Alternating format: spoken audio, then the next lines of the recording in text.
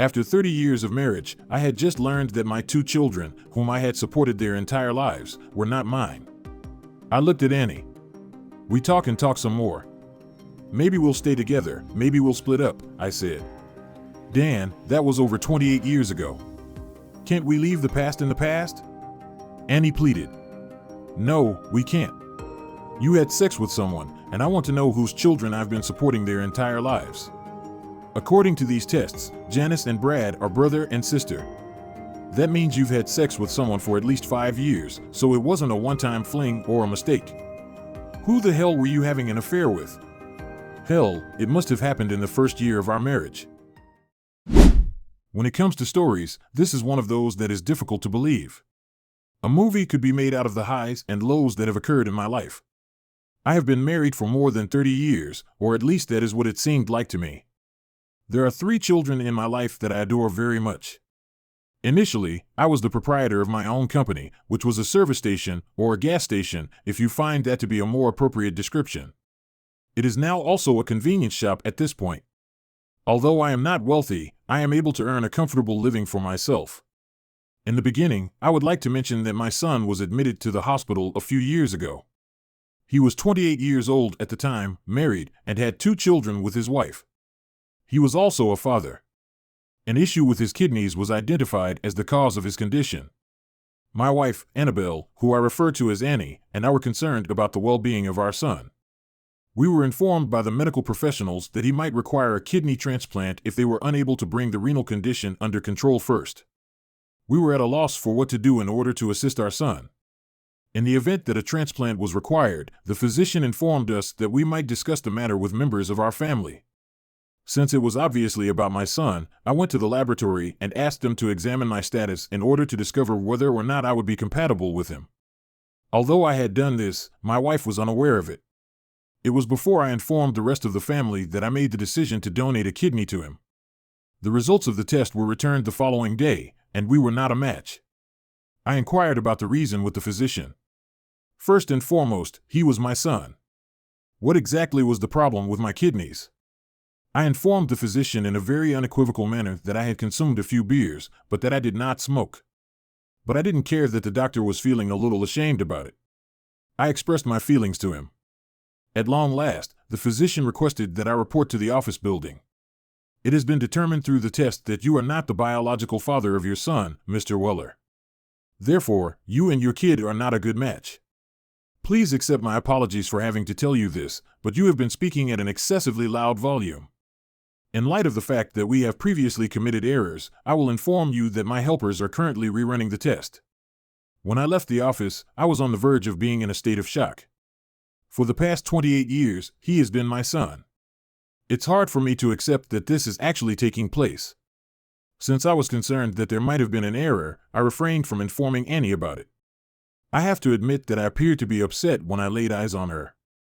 My mind was filled with everything that you can possibly conceive. Janice, my eldest daughter, and Mandy, the tiny love of my life, are both examples of my children. Did I have children with them? Mandy was only 20 years old at the time, while Janice was 26 years old. It was my sincere wish that the physician was mistaken. I was still not coming to my senses, despite the fact that it had been 2 days. Some of that, of course, was connected to the fact that my kid might have passed away, and some of it was connected to the question of whether or not he was really my son at all. Annie, Brad's wife Gail, and I were sitting in the waiting room. The doctor came out and said, "I have good news." I was so happy. I thought he was going to tell me that the test was wrong and that my kidneys were perfect. But instead, he had good news, or rather, better news for Brad. Brad's kidneys are responding to treatment. He won't end up needing a transplant. In fact, his body is adapting so well to the treatment that he could be discharged in a couple of days. He'll have to watch his diet, but otherwise, he should make a full recovery. Everyone was so happy for Brad. The women were crying, and Annie kissed me. There was so much relief on her face. I haven't told her about the test yet. I would go back and talk to the doctor the next day. I asked Janice, Mandy, and Annie to take a DNA sample. They asked me why it was necessary, and I explained to them that if any of us had a problem like Brad's, the doctor would be able to prescribe treatment much faster if he had that information. Annie was a little nervous but agreed. The rest of us didn't hesitate, and it was just a swab taken in the mouth. Janice had one done on her children and her husband so they would be ready if there were any problems.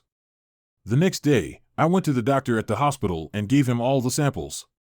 He gave me the bad news. Brad and I are not blood relatives. I asked him to analyze all the samples I gave him and put them on record so that other family members could get the information if needed. I will pay for all the tests. Mr. Weller, are any of them your family? They are all my family. 2 daughters, sons-in-law, grandchildren, my daughter's children, and of course, my wife. I want to know if those labeled as Janice and Mandy are my biological children. Even though they are adults, they are my children and have been all their lives. Brad was released from the hospital a few days later. He had another week to recover, and then he could go back to work.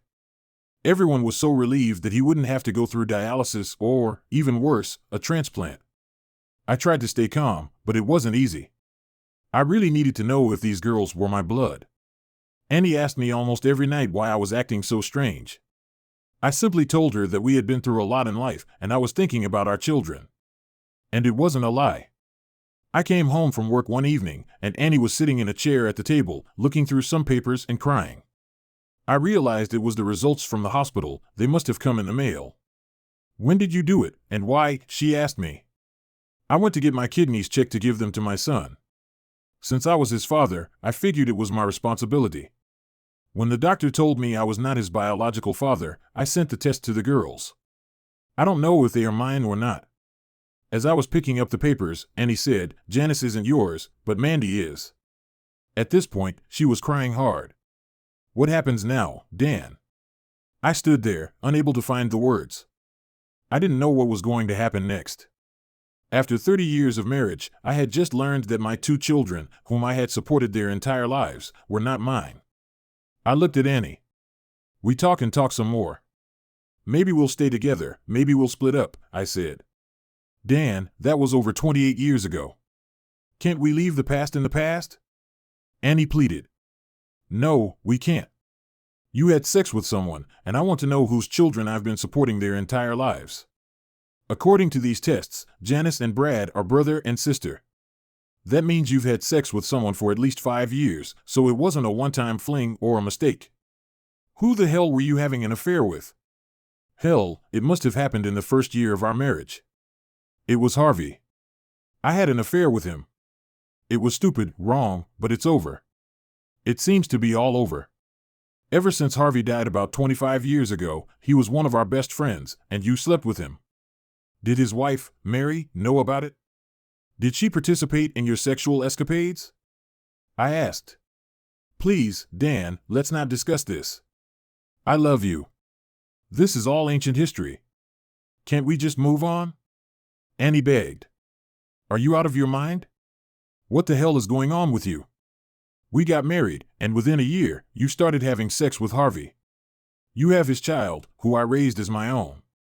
And 2 years later, while you're still sleeping with him, we had a daughter, who I'm raising as my own as well. If he hadn't died shortly after Janice was born, you'd probably still be having sex with him. Thank God at least one of my children belongs to me. Are you ready to explain all this? I demanded. Annie was crying, but I wasn't buying it. I wanted to know the truth. I deserved to know the truth. Unlike the movies, I could handle the truth. I know you and Harvey have always been friends. I always loved him, but he chose Mary over me. He got her pregnant. I loved you too, but not as much as Harvey. After he and Mary got married, I was very depressed. You asked me to marry you, and I did it, half out of spite. I wanted Harvey to know that I went on living in spite of him. So, you married me to mess with Harvey, and to mess with him even more, you ended up having sex with him behind my back. You were on the tow truck a lot back then. Mary was working during the day, and Harvey came by to see you, at least that's what he said. I didn't plan it, it just happened. I don't have any excuses. We had a sexual relationship, and I knew I still loved him. He would come to me and always told me that one day we would be together. We just don't have to rush it, he'd say. I was a child, and as long as he made love to me, I didn't care. He stopped seeing me after I got pregnant with Brad. I was really mad at him. He came over and saw Brad and asked if the baby was his. I told him I didn't know, but I wasn't going to tell you anything until he married me. He laughed at me and said you could raise his baby. Do you really believe I'm that stupid? It just happened. What just happened? If you're going to convince me that it just happened, then you're stupider than I can imagine. If you stopped seeing him, what about Janice? Did that happen to her too? I told him he wasn't allowed in our house unless you or Mary were here. I had feelings for him, but I found out he was just using me for extra sex. One day he came over and forced me to have sex with him. He said if I refused, he would tell you about Brad. He hurt me. He didn't make love to me, he hurt me a lot. When he left, he laughed and said he hoped he had put another baby in me. I couldn't tell you about it. I didn't want to lose you. Shortly after Janice was born, Harvey was taken away in a car accident. I was saddened but relieved at the same time. I could finally put all the cheating behind me, and we could start living a normal life. I loved you more and more. Our life was good, wasn't it? Annie asked. Yes, our marriage was good. But now, looking back, I see that it was all based on lies. You cheated on me, you married me while loving another man, you had a child with another man, and then you said you were raped and got pregnant again without telling me. And now you're telling me to just forget about it. I don't think I can, and I don't want to. I'm going to see our lawyer and start divorce proceedings. Dan, you can't. What about our kids? What are you going to tell them? I'll leave that up to you. Just so you know, I don't think you were raped, and you would have continued to have sex with him if he hadn't been removed. You have a week to tell me your story for the kids.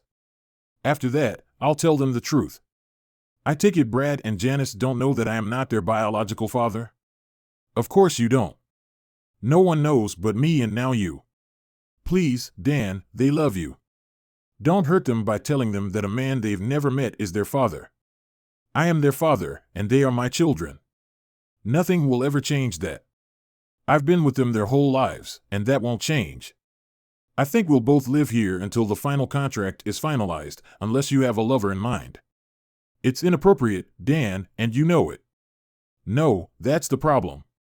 I've been with you for 30 years, and I don't know you. I'll move my stuff into the guest bedroom. I don't want anything more to do with you. Annie started crying as I got up from the table and started moving a few of my things into the guest room. 2 days later, I got a call from the store. They said that my wife's car had driven over a guardrail and fallen onto an embankment. According to them, it looks like she was speeding, going too fast, and didn't have time to turn. She was pronounced dead at the scene.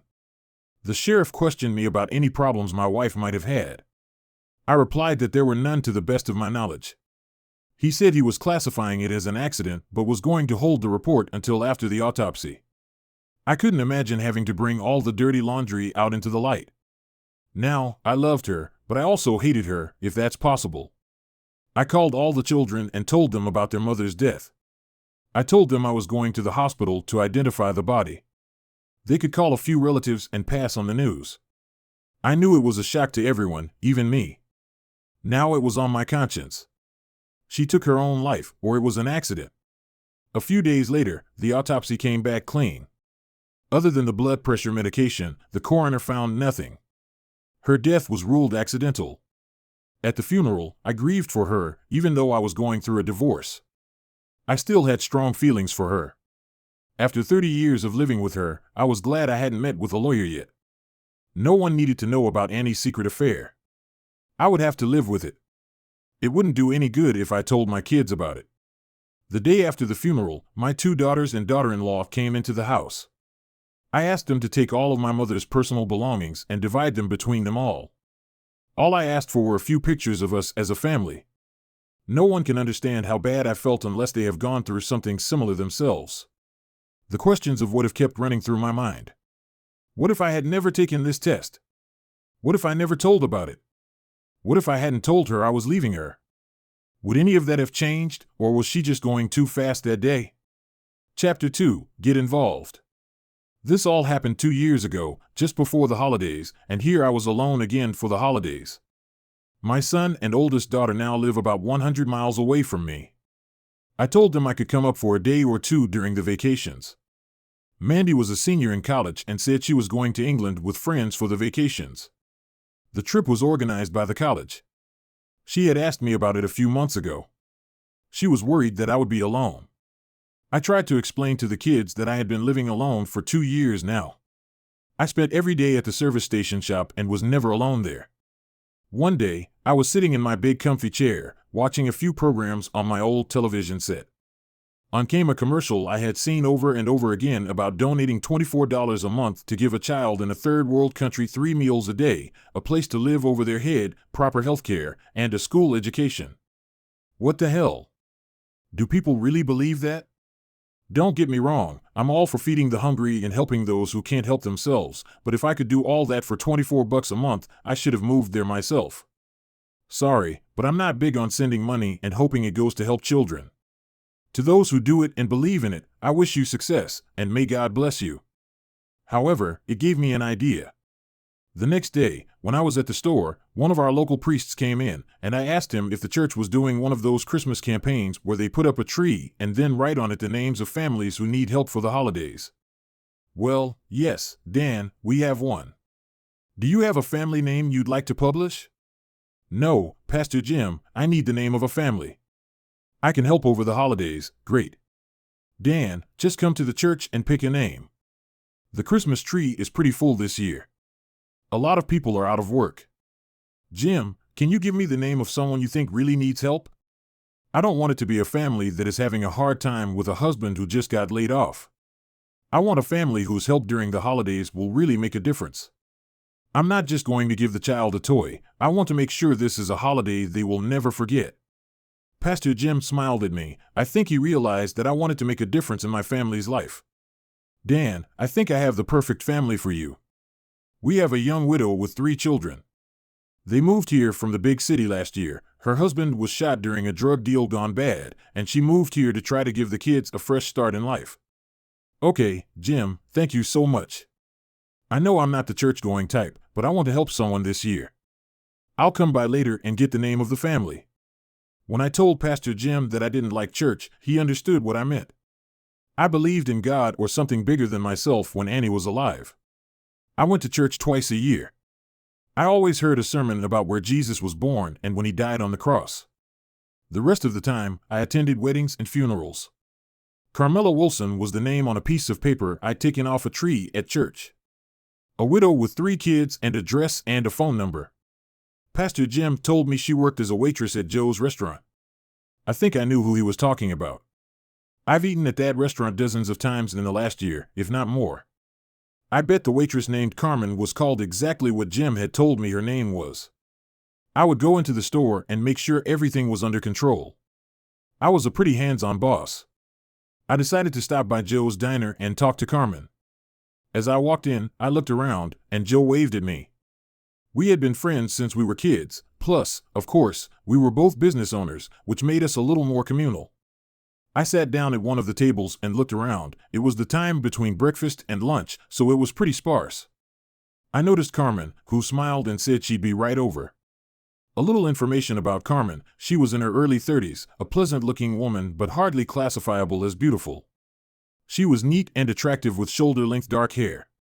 She had nice legs and a normal bust, however normal it was. It stuck out, but you couldn't put a beer on it.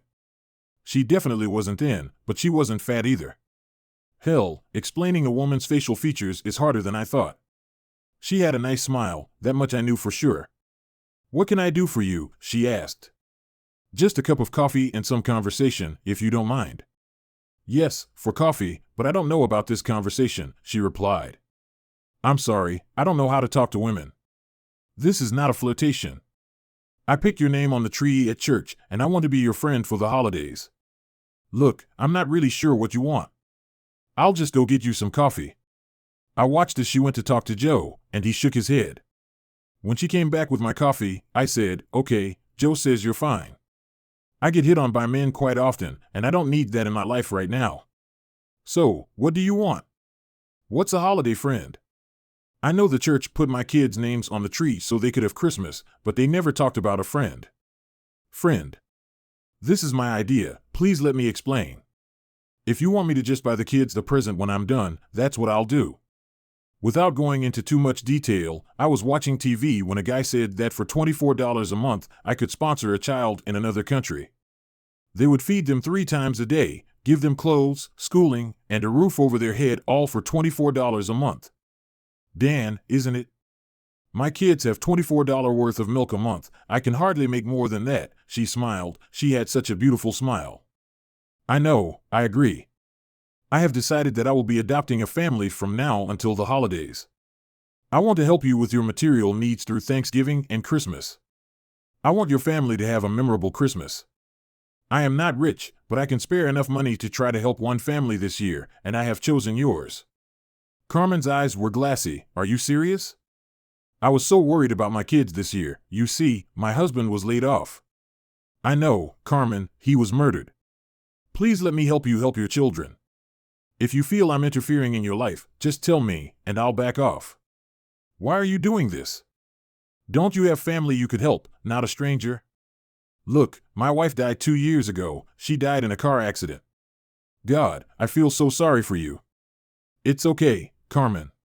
Anyway, my holidays were pretty lousy, and I wanted to try to help someone else be happy this year. I have 3 grown children. My son is in his 30s, and my daughter. I think it's 29. They are both married and have families of their own.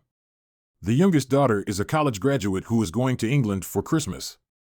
Neither of them are in financial difficulty, so what do you say? Shall we be friends for the holidays? You have a kind face, Dan. For the sake of my children, I'll say yes, please. No tricks.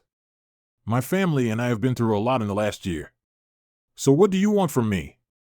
It's a good idea to start by restocking your coffee and getting an idea of some of your needs. She poured coffee and said she needed to get back to work. Joe was nice, but she needs to do her job. We agreed to talk after she left work. The next day, I asked her out to dinner, but she said she needed to be around the kids. But I could come to her house and talk there. I can even have dinner with them if I like macaroni and cheese. Tell you what, Carmen, I'll pick up the pizza, and we can eat it. Pepperoni and cheese, okay? She smiled. That would be great, but you better bring 2 pizzas. My 8-year-old can eat half of one by himself. I went over to her place tonight. I didn't know she lived in a project. For those who don't know about these places, I will tell you that they are on public assistance provided by social services or children's services. These organizations help with rent, food, and other things. The bad thing is that it's not the best place to live. A lot of drug addicts and undesirables usually live there. Now I knew that more than anything, I wanted to help Carmen and her children. I was met at the door by her 8-year-old son. He was a cute boy and asked what I wanted. I explained that I was a pizza delivery boy and that his mom had invited me to visit. He smiled broadly and said, "Mom said her friend is bringing us pizza today. We don't get pizza from the store very often." As I entered the store, 2 other children ran up to me screaming, "Pizza! Pizza! Pizza! Mommy, the pizza place is here," a 6-year-old shouted. Carmen entered from the other room. "Children, where are your manners? I thought I taught you how to behave in company." "Sorry, Mom, we were just a little excited," her oldest son looked at me. "We don't get visitors very often. Can we have pizza already, kids? This is Dan, a friend of mine." "You can call him Uncle Dan or Mr. Dan," I interrupted. "Or just call me Dan. What's your name?" The oldest spoke first. "My name is Mike, and I'm 8 years old." Then the second one said, "I'm Mark, and I'm 6 years old. This is my little sister, Molly." "Let me tell you," Molly said, "I know who I am. My name is Molly, and I am 4 years old, soon to be 5. I go to kindergarten, and I am very smart." She was the sweetest little girl and looked a lot like her mom. Everyone sat down at the table and started eating pizza. I looked around the room and realized that this was a struggling family. The furniture was old, and they didn't seem to have much stuff. Of course, I only saw the kitchen and living room. The TV was on, but the picture wasn't the best. While the kids ate pizza and watched cartoons on TV, I asked Carmen what she would like help with. Oh my God, I wasn't prepared for this look. My kids and I are doing fine. We eat pretty well, but they like what the other kids have, and I just can't afford to buy it for them. You've seen our stupid TV with the crappy picture. I bought basic cable so they have something to watch. We buy our clothes secondhand, but they are happy with whatever they get. They are really great kids. I'm afraid to buy bikes or anything else we have to leave outside. I know they'll get stolen. So, Dan, take this to heart. My kids would love any gift. Okay, I'll see what I can do to help. Your children do seem very good. Mike, since you're the oldest, don't you think everyone would like to go to the movies on Saturday? I heard there's a new Harry Potter movie coming out. Wow, that would be great, Mom. Can we go? Can we? I think so, but only if you few kids behave yourselves for the rest of the week. Carmen, you know this is about you too. Maybe we'll eat at McDonald's while we're there. Molly looked up at me. I like McDonald's. They have Happy Meals and a playground and everything. All right, Molly, be a good girl for Mommy, and we'll go there on Saturday. The kids were happy, and Carmen was smiling. I decided that I had done a good job. Making them happy made me happy. It went on like that for several weekends. We took the kids to places where they could just have fun. I would go to Joe's restaurant for lunch and always sat in Carmen's area. I started leaving her big tips, $10 or so each. Dan, you don't need to do that. Just make my kids happy, that's all I need. So you don't need the money? I smiled. That's not fair, Dan. Sure, I can use the money, I just feel awkward, to say the least. I feel indebted to you for everything you do for my kids. Can I make you guys Thanksgiving dinner or something? I need to do something for you too now. I'll talk to the kids, see what's on our agenda, and call you back, Carmen. I do this for you because it gives me pleasure. I enjoy helping people who are trying to help themselves. Please don't feel that you owe me. Just seeing the look on the children's faces is more than enough payback. Besides, seeing you smile is a pleasure in itself, I said. You could see that it embarrassed her slightly, and she looked away. Mandy came home one weekend and asked me what was new. I told her about Carmen and how I had tried to help her dad. Do you think this is a good idea? You don't know this woman, do you, honey? I asked. It's a new meaning of life for me to help someone and see the faces of these little ones. Honestly, I feel better about what I'm doing, I replied.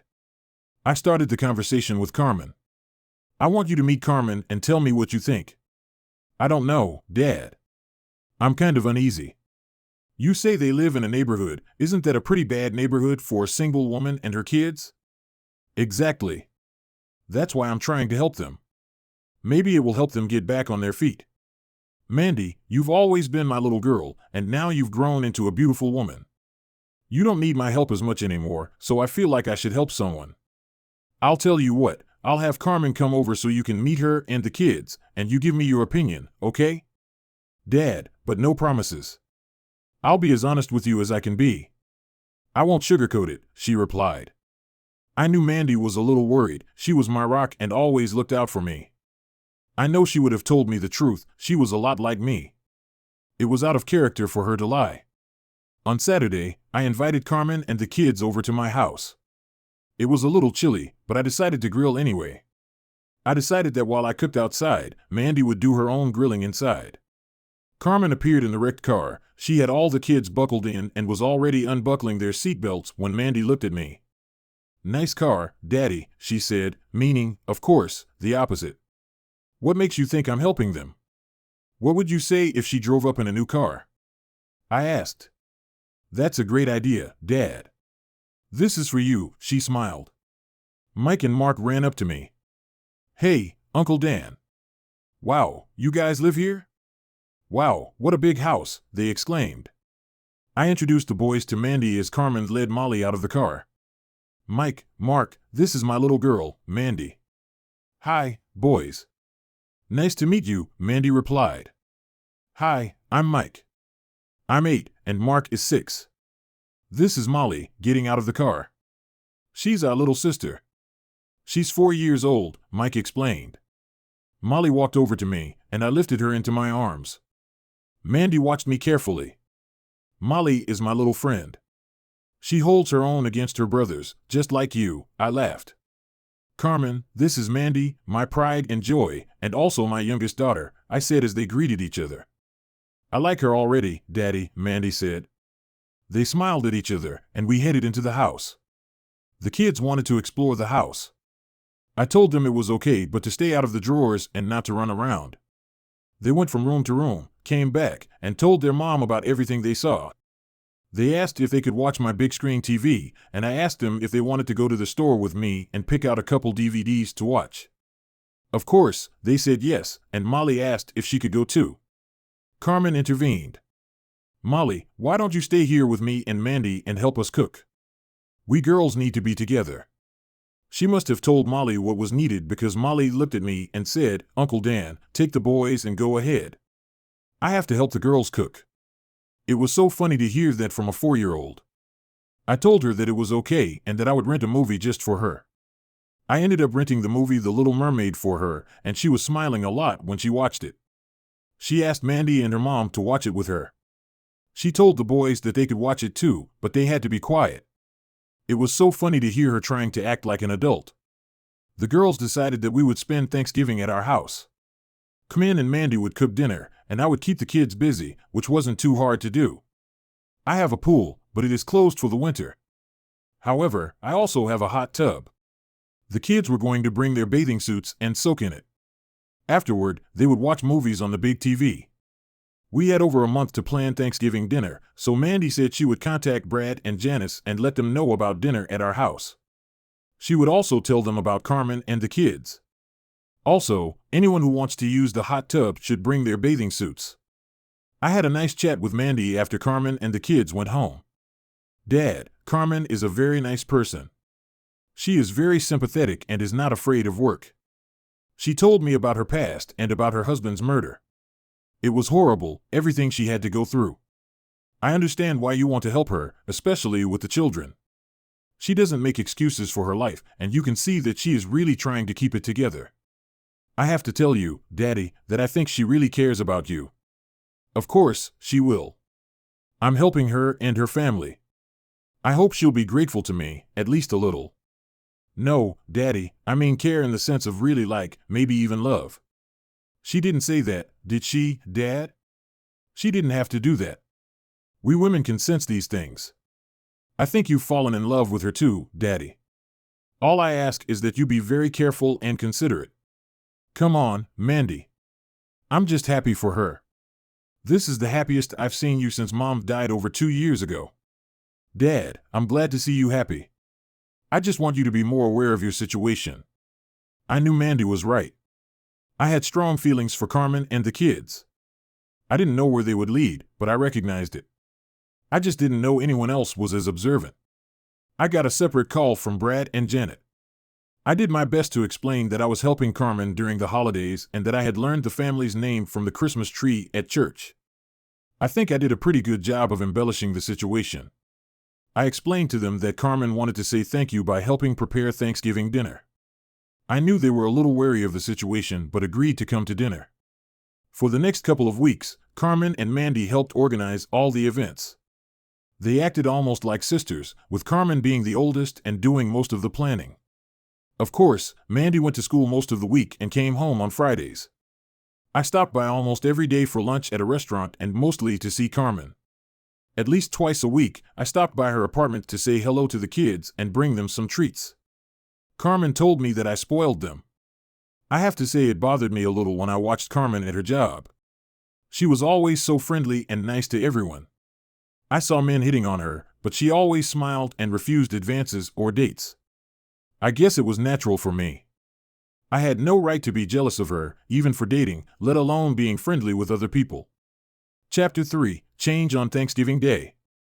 Carmen and her children arrived early. She looked very beautiful. She wasn't dressed in any special way, but even in a skirt and blouse, she was a very attractive woman. She and Mandy had already started cooking. Mandy told us that she had invited her boyfriend to dinner as well. I had met him a few times. He was a paramedic and was still taking classes at the college where he met Mandy, who was training to be a nurse. They were both part of a group going to England to help out at the hospital during the vacations.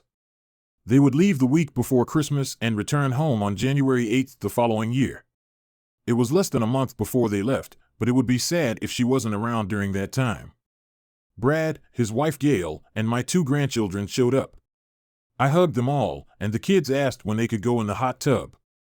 I told them I wanted to introduce them to the other kids later. I introduced them to Mike, Mark, and Molly.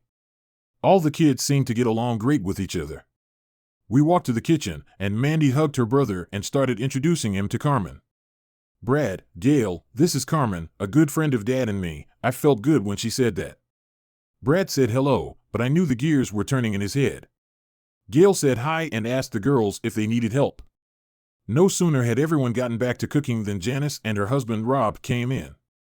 We started getting reacquainted, and Janice's kids ran down to the basement to play with the other kids. In the basement, we had a lot of games, coloring books, and things like that for the kids. It had been completely remodeled and had a TV and DVD player, so there was plenty for the kids to do. The women went back to cooking, and us guys tried to stay out of their way.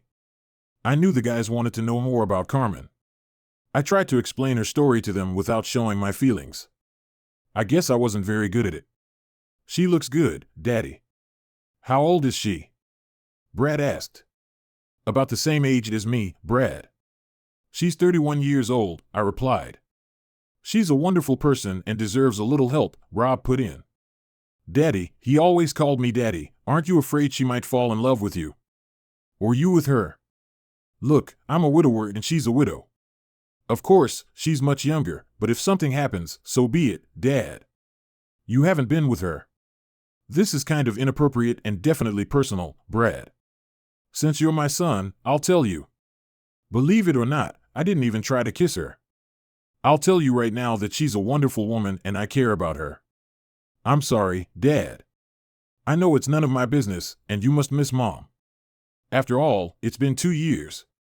This has nothing to do with your mother. In case you haven't noticed, I'm a very lively person, and if I find someone attractive, that's my business. I suggest we change the subject, and actually, we'd better go check on all the kids. Your wives are cooking, and you two had better babysit. We went downstairs and watched the kids. Carmen's children seemed to get along fine with each other. Every few minutes, Molly came up to me to talk. I knew it bothered Brad, but Rob thought she was the sweetest little girl. Mandy went downstairs and brought her boyfriend, Ross, down to introduce him to everyone. I've met him a few times, and I think he's met Brad before. After introductions, Mandy went back upstairs, and Ross joined the conversation. I just met Mandy's friend Carmen. She's a very nice woman. Mandy told me that her husband was murdered. That's too bad, Ross said. I called Carmen's kids over and introduced them to Ross. Good kids. Too bad their father was killed. I think it's great that you're helping them, Mr. Weller, Ross replied. Thank you, Ross. I picked a name off the tree at church, and I actually found a family in great need. I didn't want anyone to know that I had asked Pastor Jim to find a certain type of family. So, Ross, what's new with you? School and work must be taking up a lot of your time, I asked. Yes, that's true, but we're going on a trip in a couple of weeks. Although it's work-related, I'll have a chance to get away for a while and be with Mandy. How are you and Mandy doing? Brad asked. Ross looked at me, then back at Brad. I love her, and I'm thinking of asking her to marry me when we're in England, in front of Big Ben, you know, the big clock. Mr. Weller, do I have your permission to propose to her? Ross asked. You don't need my permission. Mandy is a strong-willed woman and quite capable of making her own decisions. If you need my blessing, you'll get it. Is that a sure thing? Should I ask her? I think so, but please, none of you mention it just in case. I will try to find out if she is ready to get married before I pop the question. I love her, but I want a yes answer, he replied. Our lips are sealed, Ross, and good luck to you, I said. I understood how he felt. Truth be told, I felt the same way he did, but I knew it was best not to talk about it right now. The afternoon went wonderfully.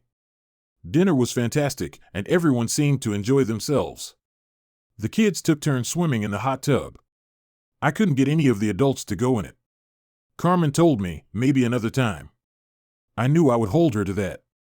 As the evening wore on, Mandy and Ross left to be alone. I helped Carmen clean the house. Janice and Gail came over and helped. When we were done, Brad and his family were just about to leave.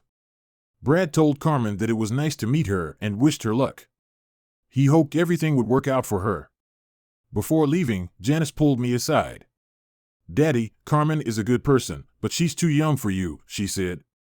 "Where did that come from?" "I'm helping her, Dad," I replied. "She loves you, any fool can see that." We asked her if she was dating, and she said she had a boyfriend. "Daddy, you are that boyfriend. Otherwise, she wouldn't have come here today. Just be careful, Dad." After everyone left, Carmen gathered the kids and told me she had a great time. She liked my family and thought they were all nice. I don't know why I did it, but I leaned forward and kissed her. It was a long, soft kiss. When we pulled away, tears came to her eyes. "You didn't have to do that, Dan." "I have to go," she said, picking up the kids, who quickly said goodbye to me and got into the car. I went to the car window and said to Carmen, "I'm sorry. I stepped out of line. Please forgive me.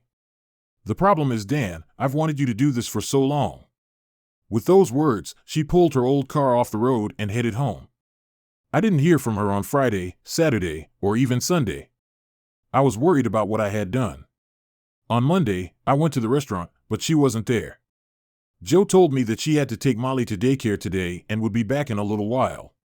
I had to stop by the store and decided to come back at lunchtime, but one of my employees was sick and I had to stay and work my shift. I tried to give Carmen some space after I crossed the line. After all, I was supposed to be a vacation buddy, not her lover. I got home, and then my phone rang. I looked at the caller ID and saw that it was Carmen. "Hi, Carmen," I said. "I'm so sorry, Dan. Our apartment was broken into. I just got home from taking the kids, and someone took our stuff, even the old TV. All we have left are our clothes," she cried. "I don't know what to do. The police are here now taking a report. They thought it was someone looking for things to pawn for drugs. We don't have anything of value, but they took what little we had. God, how awful. Carmen, get your suitcases or bags or something and put your and the kids' clothes in there. I'll be there in about 15 minutes. Everything will be fine, I promise you," I assured her. "Dan, I didn't know who else." She began. "It's okay, Carmen. I'm glad I was the one you called. Now go pack your things, and I'll be there soon," I said. I took the car and went to get Carmen and the kids. Molly was crying and said she was scared. I told her everything was going to be okay. I would take them all back to my house. Carmen looked up at me in surprise. "I thought you were dropping us off at a motel for the night," she said. "No, you're all going home with me. Put all the stuff you packed in your car. Take my car and the kids, I'll drive yours with your stuff," I instructed. She didn't ask any questions, she just did what I said. I talked to the police officer and told him they could contact her at my house. I gave him my phone number if he needed to contact us. He told me that they probably wouldn't get any of her stuff back. She didn't list anything of real value that they could trace. All they did was trash the apartment pretty badly. I thanked the officer, got into Carmen's clunker, and tried to start it. I was unable to start it. The officer helped me start it, and I headed home. When I arrived, Carmen and the children were sitting on the porch. "Why didn't you come in?" Carmen asked. "You weren't here, and we weren't just going to walk in," I replied. "Come on, boys, help me get all these bags in. Mike, you and Mark take your stuff to the bedroom with the bunk beds. If it's Molly's stuff or your mom's stuff, put it in the front bedroom, the one across from M's room." "You know which one," I instructed. "Yes, sir," the boys replied. "The boys' stuff is upstairs, the girls' stuff is downstairs. If you're not sure, put it in the living room, and your mom will decide for herself," I said to Carmen. "Carmen, you need to come and talk to me," I said. "Molly, why don't you help the boys and make sure they do it right?" I suggested. "Of course," Molly said eagerly. "Carmen, what are you doing? We can't live here. What will your kids think?" I asked. "Carmen, you need help right now, today. Let's try to do this my way for a few days. That will give us time to figure out what to do. You and Molly can share the front bedroom, and the boys will be more than comfortable upstairs," I explained.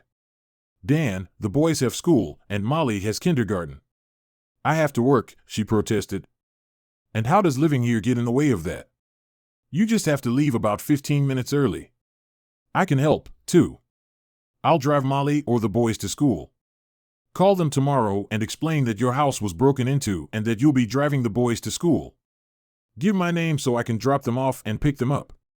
It'll work out, Carmen, I promise, I assured her. Dan, I care about you. I like you a lot.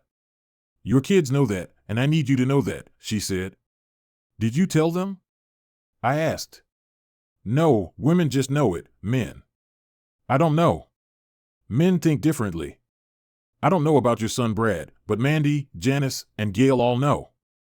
I'm sorry, it's not just something I can hide. I wear my feelings on my sleeve, I guess. I'll worry about my kids, you already have enough to worry about. Oh, and I'm sorry, but I'm not sorry I kissed you. Just thought you should know, she said. I went upstairs where the boys slept and made sure the dresser drawers were empty. Carmen helped the boys lay out their clothes. While they were doing that, little Molly and I went downstairs and emptied the dresser drawers in their room. I was glad I had taken my wife's things after she died. It made the task much easier. Everyone came into the room with Molly and me. Molly asked her mom if she could put her things in the drawers. I took the boys, and we went to find something for dinner while Carmen put away her personal belongings. The boys and I made hot dogs and macaroni and cheese. When everything was ready, we sat and talked while we ate. Carmen asked me about the rules of behavior in the house. I told her that we would establish them as we went along. We told the kids that they needed permission to do anything they wanted to do. Until we set the rules, they were told they could not enter my room or office without an invitation. They were not allowed near the pool at all, it was closed, but they were still children. We made sure they understood they could drown. They could only go in the hot tub with permission from mom or me. It wasn't supposed to be a daily event. They could only watch TV with permission from mom or me. It was their responsibility to keep their room clean. Carmen laughed, knowing the boys weren't the neatest. At least the rules were set. I looked at the boys and Molly, who was always smiling at me. Kids, this is your home now. You can be kids and have fun. Just remember to always ask your mom for permission if you're not sure what you should do. Uncle Dan, what if we get hungry? Mike asked. Eat. That's what I do when I get hungry. Tomorrow, Mommy and I will buy you snacks. You will always have food. Just remember, when it comes to food, your mom is the boss. One more thing, and I mean this, if your mom says no, don't come and ask me. If I say no, don't put your mom on the spot. No means no. Any other questions? Molly raised her hand. It made me laugh. I guessed she'd learned it in kindergarten. What, honey? Carmen asked. Are we allowed to play with the toys in the basement because they're not ours?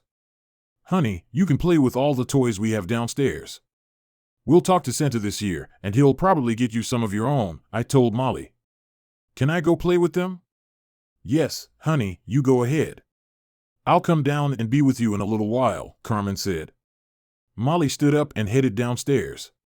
Not 10 seconds later, the boys followed her downstairs. One of the boys shouted upstairs, Uncle Dan, can we turn on the TV? I only shouted back, yeah, go ahead, just not too loud. Carmen came over to me and hugged me.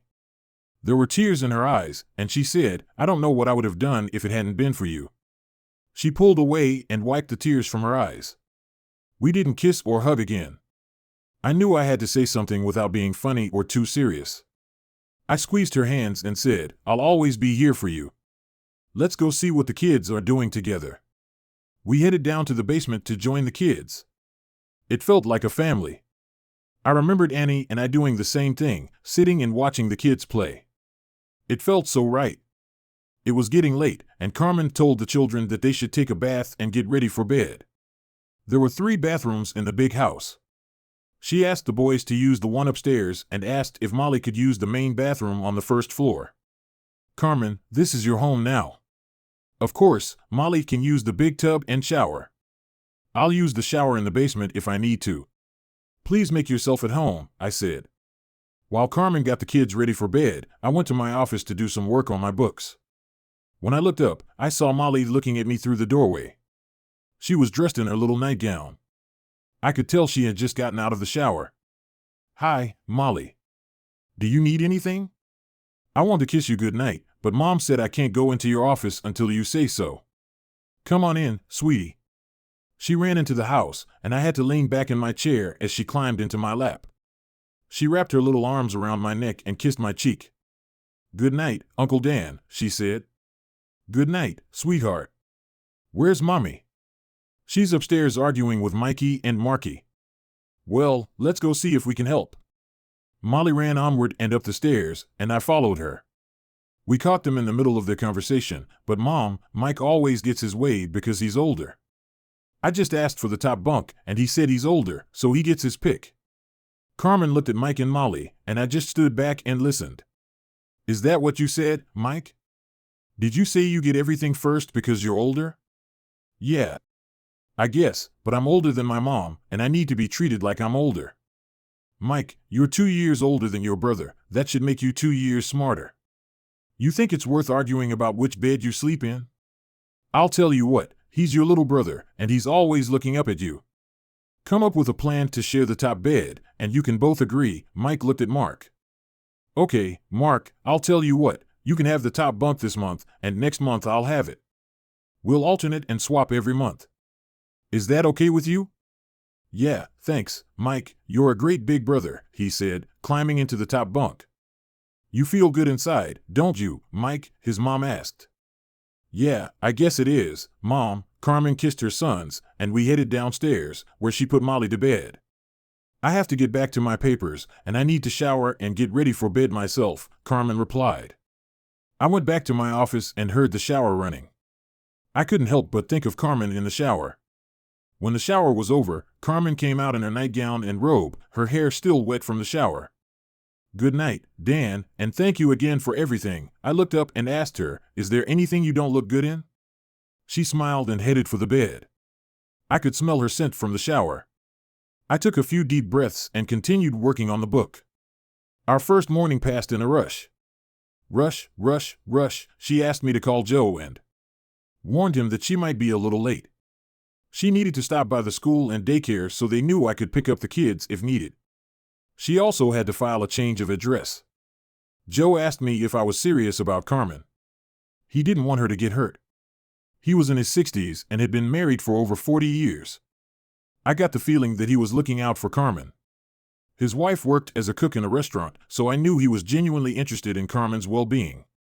I let him know that I would never hurt Carmen or the kids. In the evening, we went back to her old apartment and packed up everything she wanted, which wasn't much. She turned in her keys to the office and informed us that she had moved out and the month's rent was paid. She didn't have to give notice as the apartment had been broken into.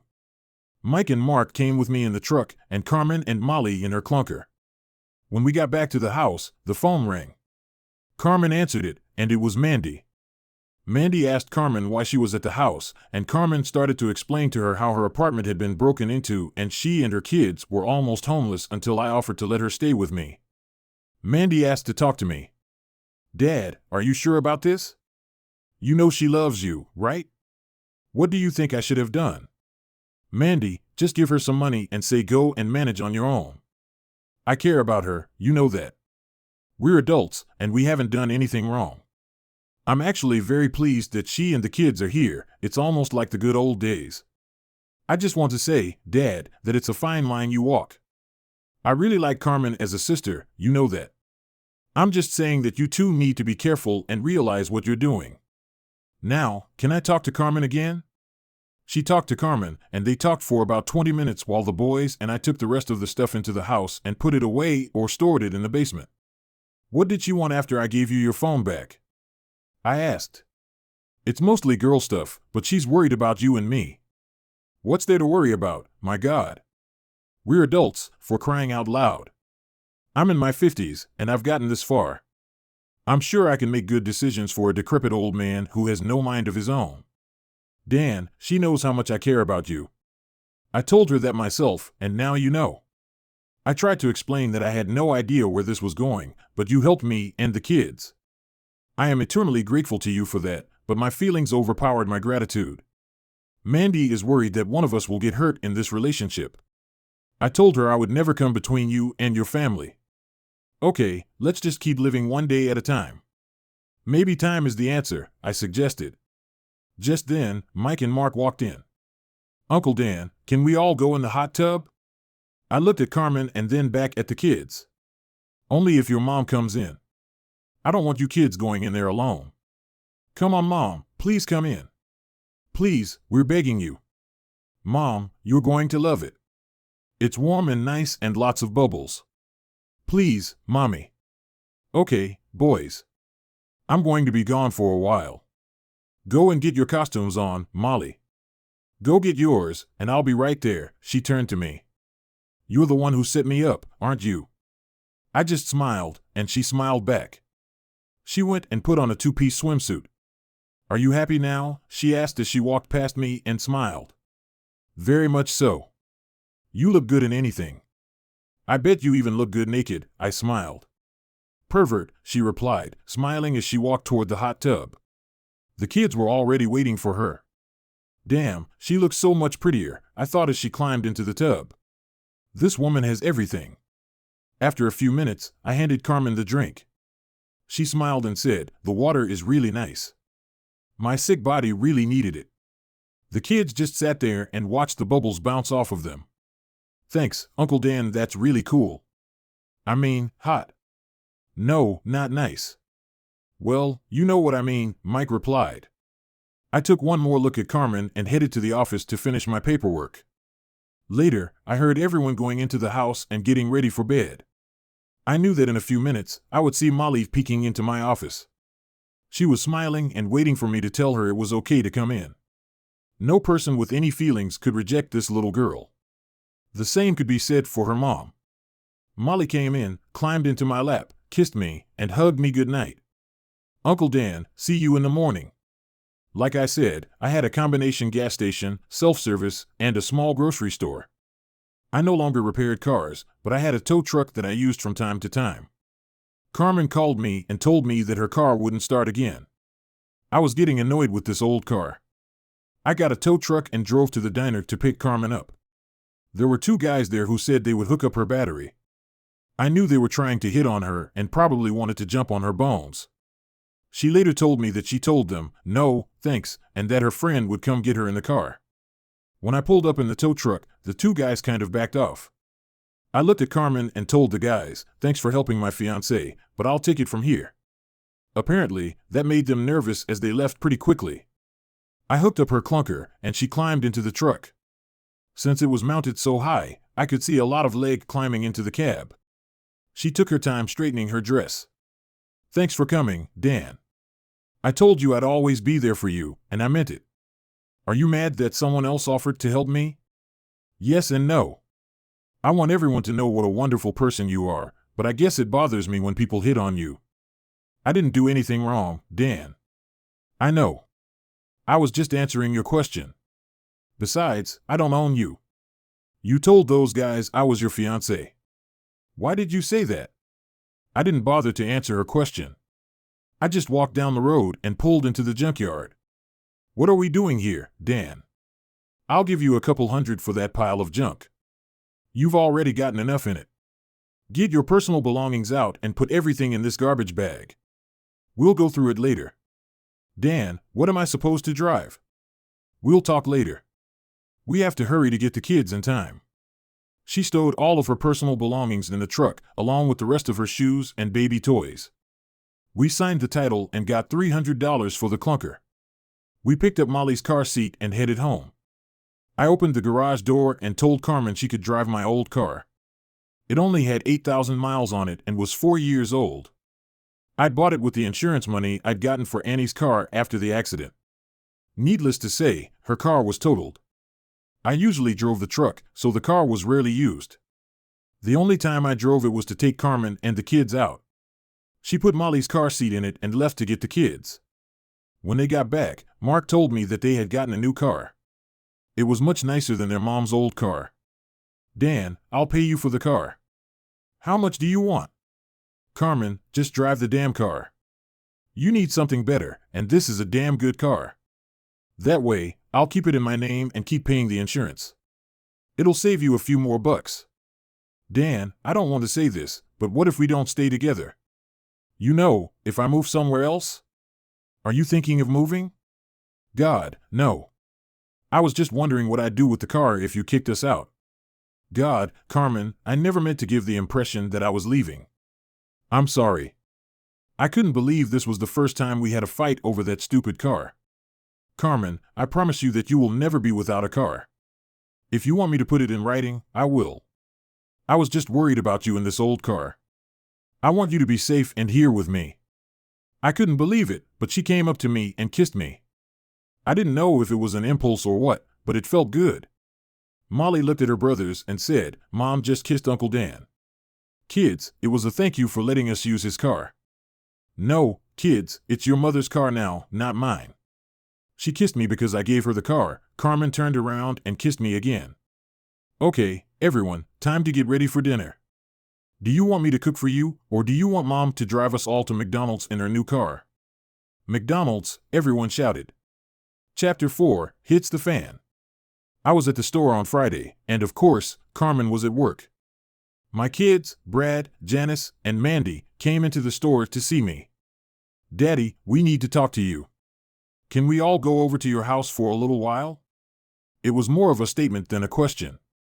Sure, go home. I'll be there in a few minutes. Just let me in. I knew what this was about, and I was pretty much ready for it. I headed home and walked into the house. Everyone, my 3 kids, was sitting in the living room. Dad, this is about Carmen and her kids. It looked like Brad was going to be the spokesman for the group. Holy Brad, it took you 2 hours to drive here for this conversation? I've already guessed why. What the hell did Carmen do that you dislike her so much? I mean, she doesn't disgust me, Dad. It's just that one day you're helping her, and the next day she's living here with her kids. I noticed your car is gone too. I take it you gave it to Carmen to drive? Since you are my children, I will take the time to try to explain this to you, but before I begin, I want to tell you that I'm rather disappointed in all of you, Dad. I think this woman is using you. I think you're lonely, Mom, and then this woman comes along, and you fall in love with her, and she feels it, she knows you have needs, and she meets them. You fell in love with her, and now she knows she's got it all worked out, and her kids are well taken care of. Mandy jumped up. Brad, you may think that, but I know Carmen a lot better than you do. She would never do that to Daddy. I feel like she just loves him, and to be honest, I think Daddy loves her too. I'm here more to support Daddy and Carmen than you, Brad. Brad, if you weren't my son, I'd probably knock you off your chair. Let's start with Carmen breaking into the house. What do you think I should have done, Brad? Give her money, maybe avoid her and tell her it's her problem, Brad? I did what my heart thought was right, not my groin, Janice spoke up. Daddy, are you telling me that you never had sex? Janice asked. No, Carmen and I have never been intimate yet. Not that it's any of you guys' business what we do. Now, for the big surprise, I'm thinking of asking Carmen to marry me. What, Brad? Dad said. Dad, you hardly know this woman. She's got a lot of baggage, not to mention 3 kids. Dad, I have to agree with Brad. Carmen is closer to my age. Isn't she awfully young for you? Janice asked. Look guys, I'm on my own. All 3 of you are on your own or almost on your own. As far as Mandy is concerned, I found a woman I care about, and according to Mandy and of course, Carmen, she cares about me. I have a large house that I'm willing to share with a beautiful woman and her 3 children. Why are you so against it? Okay, Dad, let's say you 2 love each other and want to be together. She has 3 young children. Do you really want to start over and raise 3 more kids? I'm crazy about 3 kids playing with the boys like you and I did with Brad. Molly hugs me and sits on my lap like my 2 girls did when they were little. They are good kids, and I think I can make a big difference in their lives. Dad, you're looking through rose-colored glasses. These are not your children, they're not your flesh and blood like we are. Do you really think you can take care of and raise these kids for the next, say, 20 years, and they're not even your own flesh and blood? I'm sorry, Dad, but I don't think you want to spend that many years raising children who aren't even yours. What do you think, Janice? Do you think they should be my flesh and blood too? Daddy, I don't know. I love you, Daddy, and you will always be my father. Will you be able to raise someone else's child? I really don't know, Janice. Let me phrase it differently. You would have loved me all your life if I hadn't been your father. Of course, you've known that since you could think for yourself. Would you consider me your father, or would you consider someone else your father? You're my father, and it's too hypothetical. I don't know what I would think. I guess since you've been paying my bills all my life and raising me as your own, I'd consider you my real father. I don't know what that has to do with you raising Carmen's kids. I'll be back in a minute. I have something to show you. I went back and got all the DNA tests that had been done for us. When I came back, I tried to explain some of it to the children. Mom and I have been keeping some secrets from you. We were never going to tell you about what I'm about to show you. It might even be a mistake to show you now, but this thing with Carmen's kids has gotten out of hand. I love those babies, and I know I could be a good father to them. I'm going to show you my reason right now. I handed each of them copies of their and my DNA. What is it, Daddy? Janice asked. These are the results of Brad and your DNA test. See, it says here that you are brother and sister. That means you have the same biological parents. And here are Mandy's results, and as you can see, not all of the same blocks are marked here. That means it's likely that only one of her parents is likely to be yours and Brad's. Mandy began to cry. Are you telling me you're not my biological father? No, Mandy, here's my DNA. I am not Brad's or Janice's biological father. Everyone was completely shocked. There was complete silence while their brains digested the information they had received. What? Brad shrieked. You've always been my father, Janice cried. Is that why you asked me about my father, Daddy, now? I can answer honestly, you are my father. I don't care what some stupid test said, you are my father and always will be. I love you so much, Dad. I just came here today to tell you that I hope you didn't make a mistake with Carmen. I'm so confused, Dad. I just want you to be happy. I thought I was taking care of you, she said, still crying, and I hugged her. Mandy walked over and cried with her, for it was her sister. Brad, are you going to tell us the story about our sperm donor father and how long you've known about it? Asked Brad. First, Brad, I want you and Janice to know that I have always considered the two of you my children. From the moment I found out until now, nothing has changed, except what you both know. You were and always will be my son, and Janice will always be my daughter. I tell you this because you should know that it's not just blood that holds a family together, it's also love and compassion. I was going to tell them the story about their sperm donor father. The only thing I was going to change was telling them when I found out. I loved them like my own family, and I wanted them to believe that I always knew about it. The routine with their mother was dead and gone, and I didn't want them to know. Your mother and I were married very early on. Me and a guy named Harvey KD both loved your mother. Harvey also loved a woman named Mary, got her pregnant, and they got married. Of course, I was happy to have your mother to myself and asked her to marry me. We got married, and I was very happy. A few years later, your mom told me that she had married the evil Harvey. The four of us stayed friends, and your mom got pregnant. That was with you, Brad. 2 years later, she got pregnant again with Janice. Shortly after Janice was born, Harvey died, and your mom became depressed. One day she broke down and told me about you two being Harvey's kids. I was shocked and didn't know what to do. We broke up for about a month to give ourselves time to process things.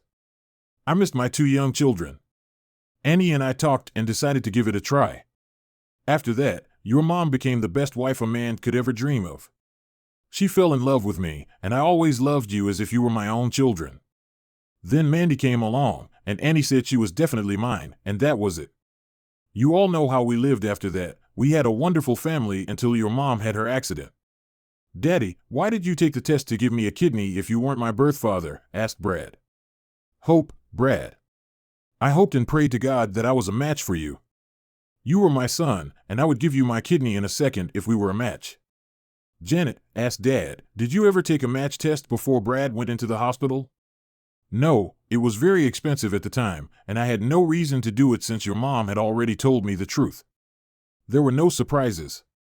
Of course, when I took the test, there was no doubt, but I wasn't surprised. By the way, I have the test results of all your families. Brad, you and Gail are the biological parents of your children. Janice, you and Rob are also the parents of your children, just in case you wanted to know. Now that we've talked about it, you don't need to tell anyone about this conversation. Your mother was a good mother and wife, let's just leave it at that. I'm sorry, Dad. I made such a fool of myself. I guess I was thinking more about how it would affect us than how it would affect you and Carmen. At those words, my son began to cry. I hadn't seen him this emotional since his mother's funeral. Brad, I know that in situations like this, people are always worried about their inheritance. It's not a good thing, but that's how real life is. I think you guys are more worried about your inheritance than Carmen and my well-being. I think reality set in when I saw Brad and Janice looking at the floor. Look, you three will always be in my will. My estate is arranged so that each of you will get a fair share. I just want you to know that I am disappointed that you have not shown compassion for Carmen and her children. Janice was still crying. I think the thought of her not being my daughter overpowered even the thought of inheritance. Janice kept hugging me and telling me that she didn't believe the stupid test, that I was her father and that I would continue to be. I just hugged her back and snuggled up to her, I said. I started to hug Mandy when Carmen pulled up. Well guys, looks like we're all going out to dinner unless you want to tell Carmen why you're all here, I said. Carmen walked in. Hello everyone, what brings everyone here? Mandy thought quickly. It's my last day off from home, and we all decided to go out to dinner. Oh God, that would be great. Give me a minute to change into my waitress uniform. Kids, talk to Mandy, Janice, and Brad while Mom gets dressed, Carmen said. Molly walked over to the seated Brad and gave him a hug. Hi Brad, I like you. Brad looked at me. It had gotten to him what I was talking about. Mike walked over to Janice and asked, You brought your kids so we can play? We are learning to share our toys better, Janice replied. No, honey, they're home. Maybe you can come over after Christmas and see them, I said. May I, Uncle Dan, please? I've never been to their house, Mike asked. We'll see, Mike. It's still a couple of weeks away, I replied. Mandy asked Mark what new things had happened. We bought a new car, and Mom kissed Uncle Dan. Everyone was looking at me. Carmen walked in and saved the day. Yes, Mike. I kissed him twice for letting us use the car. In fact, we're going to use it right now to drive to dinner. Come on, kids, get back in the car. Uncle Dan will be driving, so you all have to sit in the back. After we ate, Brad came over to us, and we talked privately. I'm so sorry, Dad. I'm a fool. I shouldn't have questioned you. No, you're right to wonder about what might affect you, Brad. It's just the way you did it. I want you to question my actions if they bother you a lot. We'll discuss this like father and son until we understand each other. He smiled when I said father and son. Later, I talked about it with Janice too. I wanted my children to always know that I was there for them. To this day, I don't know if I made the right decision in telling them, but it was done. Mandy asked if I would babysit because she wanted to go Christmas shopping with Carmen. I asked if they could grab something for me too. I gave them a list and hopefully enough money. I told them they could leave the items in storage and I would pick them up later. I wanted to buy the kids bicycles. Every kid should have a bike, and they now lived in a neighborhood where they could ride them. I pulled Carmen aside. Do you need money for shopping? No, I'm not shopping for myself, just for you and the kids for Christmas. I got this $300 when my friend sold my old car. I knew she was too proud to take more money. She wanted to give the kids nice things without spoiling them. That wasn't easy to do. I asked Carmen if I could use her car to take the kids shopping, and she laughed. Just be careful with it and don't eat in it. I only got it a few days ago, she smiled. I took the kids to see Santa and take pictures with him. I told all three of them that we are shopping for Mom for Christmas. They can pick out the gift they want to give her. Uncle Dan, Mark said, I don't have any money. I want to buy my mom something nice. Okay, kids, here's what I'm going to do.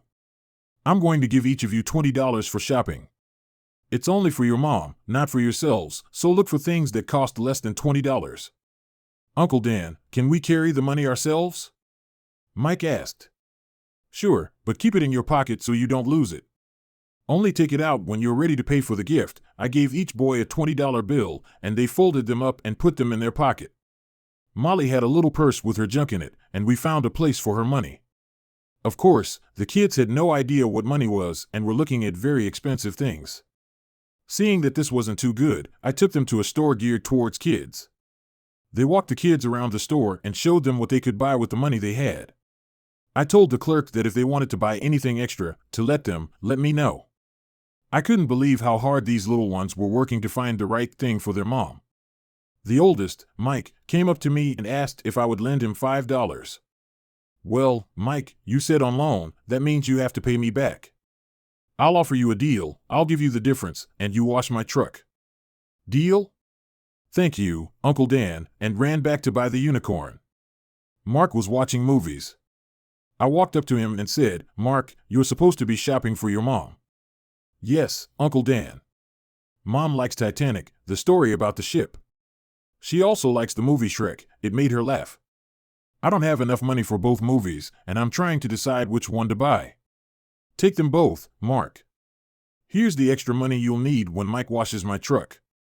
You have to help him. Thanks, Uncle Dan. Mom will like them. I looked at the woman trying to help Molly. Molly continued to shake her head negatively. What's the matter, Molly? Can't you find what you need? None of them smell like Mom. I want one that smells like her, Molly replied. I looked at the saleswoman and whispered, white diamonds. She whispered back to me, Sir, the little girl has only $20, and the white diamonds are worth $50. Tell her you have a special offer on this bottle, and she can have it for $20, and I'll give you the difference. Molly, said the saleswoman, I have a bottle of perfume. Does it smell like your mother? That's it.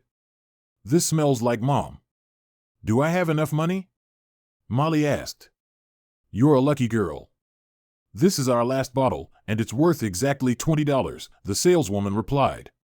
Molly smiled broadly, opened her small purse, and pulled out the money. We picked up our purchases and headed over to see Santa. I held all the presents while the kids talked and took pictures with the big guy in red. Afterward, I asked the kids if they wanted to help me find a present for Mandy. She is going to England, and I wanted to buy her some new luggage. I had already paid for her trip as a Christmas present. The children were happy to help me. Of course, I acted as if I really needed their help. I walked over to where the luggage was lying and waited for one of the boys to notice it. This way, Uncle Dan. The suitcases are here, one of the boys exclaimed. Thank you, boys. Now, I need a set with 5 items in it, I said. Of course, the boys knew their numbers and looked around until they saw a set with 5 pieces of luggage. I want to help, Uncle Dan. What can I do? Molly exclaimed. Honey, you can pick a color for Mandy. Pick a color that you think she will like, I replied. Molly walked over to the set, which was bright pink. The boys told her that it should have 5 pieces, but the pink one only had 3. Molly kept looking and found one that was a dark shade of blue. The boys said it had 5 parts, so that's what we bought. Thank goodness there were only 3 pieces in the pink set. We stopped at a burger place, had lunch, and headed home. We took our packages into the house, and the kids asked where they could hide Mom's gifts. They gave them to me to put them in the office. I told them to put Mandy's luggage on her bed so she could see it when she got home. We picked out a Christmas card from Mandy, and all 3 kids signed it themselves, including Molly. I told the kids that the gift would be from them. After the girls came back, the boys had to tell Mandy to go to her room. Sure enough, she saw the luggage and a card from the kids. They were all grinning like Cheshire cats.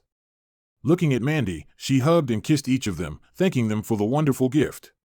The next few weeks flew by between work and the children's school visits.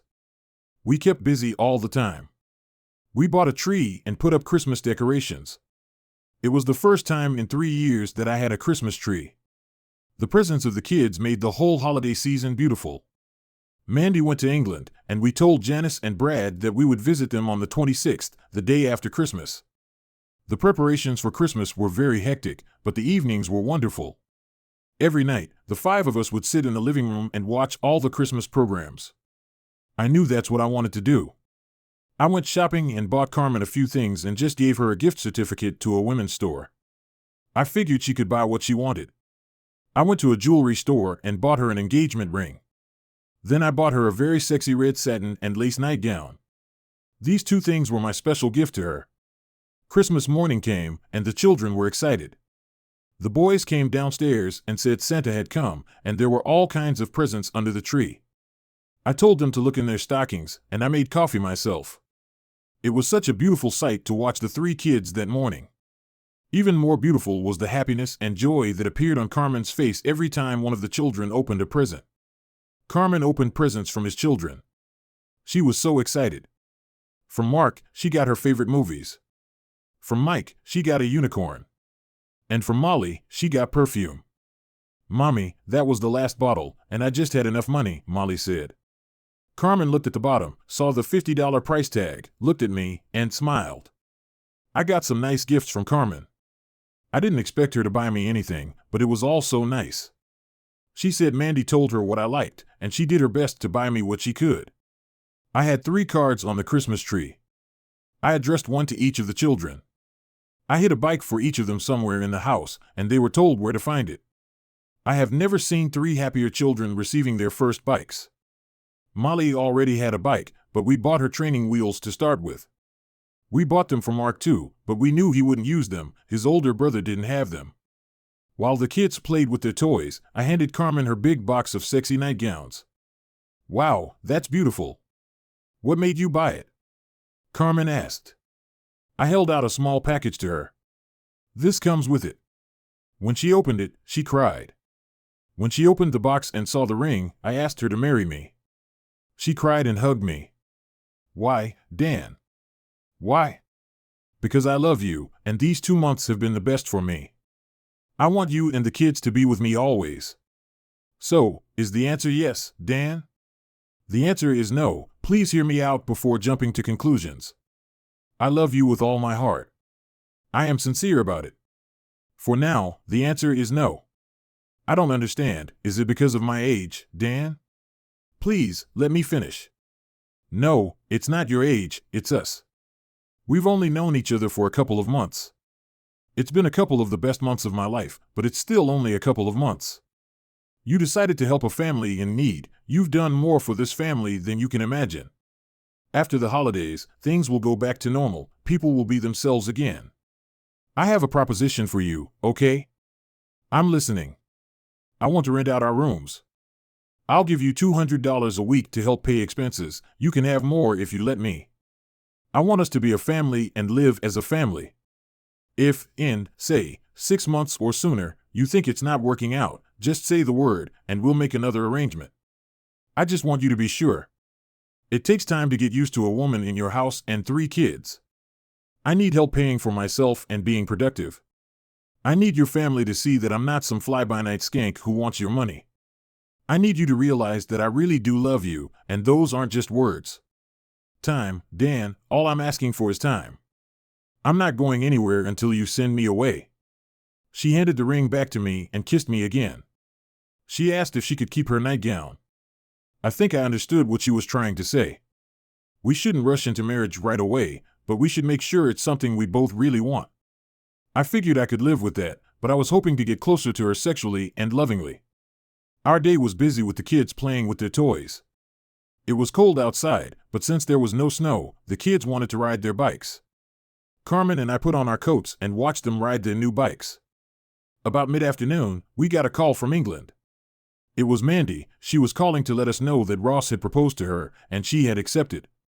He proposed to her in front of Big Ben. For hours, they're getting married next June. We told her how happy we were for her and wished each other a Merry Christmas. In the evening, we watched the movie A Christmas Story together, and then the kids went to bed. They all came in and thanked me for the best Christmas ever. I sat on the bed and listened to Carmen take a shower. I knew that when she was done, the wonderful smell would spread throughout the hallway. A few minutes later, the lights came on in the bathroom and then in the hallway. Carmen stood at my door in her sexy new nightgown. "Can I come in?" I didn't even answer as she walked in and closed the door. "Dan, like I told you before, I love you, but we need to postpone the wedding until you get to know me better. I want it to start tonight. Will you make love to me?" I was stunned, but she saw the smile on my face. She walked over to the bed. I pulled back the covers, and she slipped inside and lay down next to me. The only source of light in the room was the reading lamp I was using. I left it on so I could see the woman I'd been thinking about for the past 2 months. It was an unforgettable night, but when I woke up in the morning, she wasn't in my bed. I got up and looked into her room. She and Molly were sound asleep. I went into the kitchen and put the coffee on to boil. After everyone woke up, we had breakfast, and then we had to get dressed because we were going to Janice and her family. We would be having a big Christmas dinner in a day. Brad and his family were there too. We exchanged gifts, and I was surprised that they bought something for Carmen and the kids. Carmen bought something for both Brad and Janice's kids. Mandy told Carmen that we always buy gifts for the kids, but we don't usually buy for the adults. Brad just told her that Gail saw the sweater and thought it would look good on Carmen. Everyone talked about Christmas and the presents they would receive. Mandy called them to tell them about the upcoming wedding. Brad looked at me. I knew he was wondering if I had proposed to Carmen. Later, he came up to me and apologized again for his act from a couple of weeks ago. Dad, did you propose to Carmen? As a matter of fact, I did. She turned me down. What? I can't believe it. I really believe she loves you, Daddy. What happened? Time, Brad, she said. It's too soon for me to just pick up and marry a woman with 3 kids. She wants to make sure I know I'm doing the right thing. What's more, she wants to contribute money to the household. She doesn't want handouts, she wants a loving relationship. So that's what we're going to do. Give ourselves time. Wow, Daddy, I've never met a woman like that. Time, Brad. We'll just give it time. Chapter 5. Sometime later, life went on and we became a family. Carmen and I took turns cooking. We had a joint checking account where I put in $400 a week and Carmen put in her $200. From this account, we paid utilities and bought groceries. We decided that any large purchases we would discuss first. So far, we didn't need anything. I usually stopped by Joe's for lunch but left when Carmen could sit with me for a few minutes.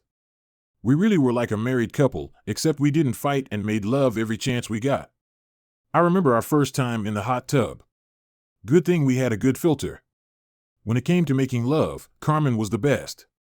Maybe it was the fact that I loved her so much, and that definitely made the sex that much better. The only time we had to watch her was when Mandy was home on weekends. We would ask Mandy to watch the kids while we went somewhere. We're sure Mandy noticed this but never said anything. Time flew by, and it was almost time for Mandy's wedding. She asked Carmen to be her maid of honor. This made Carmen cry. She said she had never had such close friends and family. Mandy would have liked Molly to be her flower girl, but decided to ask one of her nieces, which she did. It was a very hectic time leading up to the wedding. Mandy had graduated from college, and we were planning this wedding, and my girlfriend was a bridesmaid. At least the weather warmed up, and I was able to open the pool. When Mandy and Carmen were running around doing wedding stuff, the kids and I just got in the pool. The pool was a great babysitter, and all I had to do was stay close by. The closer we got to the wedding, the more I thought about Carmen and myself. I loved those kids, and I knew they loved me. I was going to surprise Carmen at the wedding. I had to ask a few favors, but I hoped it would work out. Carmen and I hadn't talked about the wedding since Christmas. The day of Mandy's wedding, I put on my tuxedo. Brad and Rob were in the wedding party. And Gail was too. Everyone was dressed up, and the wedding was to start in a few minutes. Carmen was supposed to be running around as a bridesmaid. I had nothing to do, but I talked to Carmen's kids. I told them they could go ahead and sit with me. Mike, Mark, and Molly sat in the front row. Of course, Molly sat next to where I was sitting. I told them that they should be quiet and just watch the wedding. I told them I had to leave and come back and then walk Mandy down the aisle. I hoped they would listen to me. All the family members were at the wedding. The music started up, and Ross, Brad, and Rob stood in front with the minister. Janice was the first to walk down the aisle. As she stepped forward, the children waved to her and said, "Hi, Aunt Janice," at least they said it softly. Gail came next with the same result. "Hi, Aunt Gail," she said a soft hello to the children. The kids were excited because their mom was walking down the aisle. "Hi, Mommy, you look very pretty," they said it a little louder.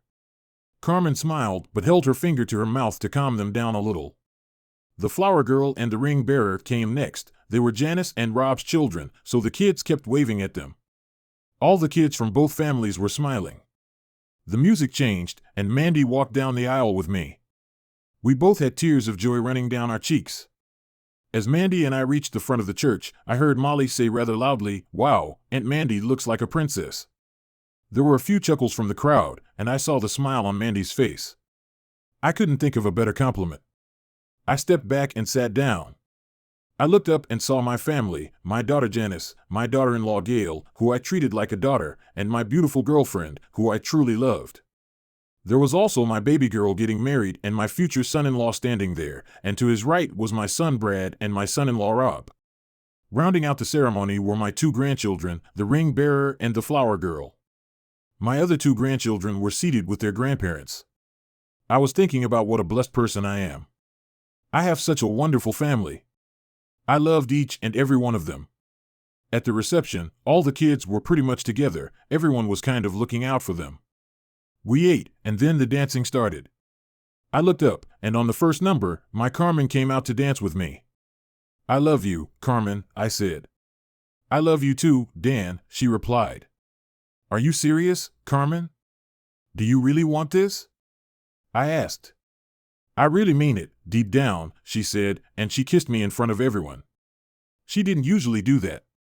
Our kisses usually happened in private. It was time to toss the bouquet as the evening progressed to its conclusion. When all of the single girls emerged, Brad urged Carmen to do the same because she was the only one left in the group. With a sense of unease, she made her way out onto the parquet flooring. Carmen was the recipient of the bouquet that Mandy hurled at her on the count of 3. There were a few of the girls who yelled in jest. After that, Mandy sat down, and Ross removed her garter from her head. After seeing a portion of Mandy's thigh, every single one of the males applauded. In the following step, all of the single males were required to go out and catch the garter, and then they were to place it on the leg of the girl who had caught the bouquet, which was Carmen, of course. Those were the folks I was one of. Ross turned his head to look at me as I stood there. Holding out the garter to me, he apologized to the other people and said, "I'm sorry, but this belongs to my father-in-law."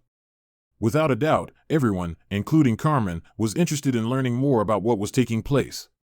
There was a request made for her to take a seat as I was putting the garter on her leg.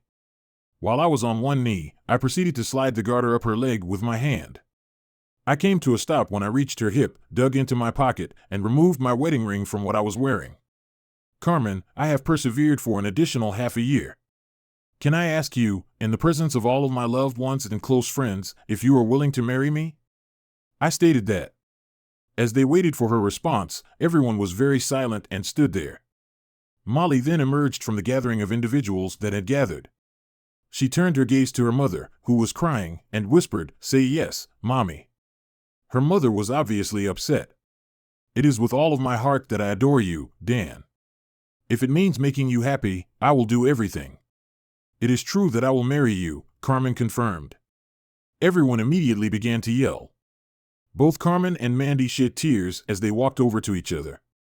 I really doubt that there was a single person in the room who had dry eyes, but I was certain that my eyes were not dry as I stepped over to my future wife and kissed her. A brief epilogue: we are presently living a happy married life. After leaving her position at Joe's Diner, Carmen is now assisting in the management of the gas station and convenience store. Everyone likes her, and they all agree that it is a pleasure to work at a business that places such a strong emphasis on family. We are currently debating whether or not I should adopt children. I expressed my desire to Carmen, and she informed me that it would be necessary to wait for a short while. Molly already refers to me as Daddy, and the boys occasionally refer to me as Uncle Dan, and the boys sometimes call me Daddy. I believe that they do it in order to make some of their new pals confused. If I had known about Harvey KD all those years ago, I do not know what would have happened to my family. When I go back on my life, I wonder what would have occurred. In addition, I contemplate the circumstances that might have prevailed in my family if Annie had not passed away in that tragedy. The concept of life is quite delicate. One mistake made at a young age might completely alter the course of one's life. It's definitely something to take into consideration. Right now, my new wife and I are both seated on the couch. While my new family is playing on the floor, we watch television together and snuggle at the same time. There is a love story that we are going to watch today. Mark sent his mother a copy of Titanic as a Christmas present, and all of us, with the exception of Molly, are going to watch it together. Approximately halfway through, she will give in to sleep. We appreciate you watching. I sincerely hope that you found it enjoyable. If you did, sign up for the channel and watch the next video.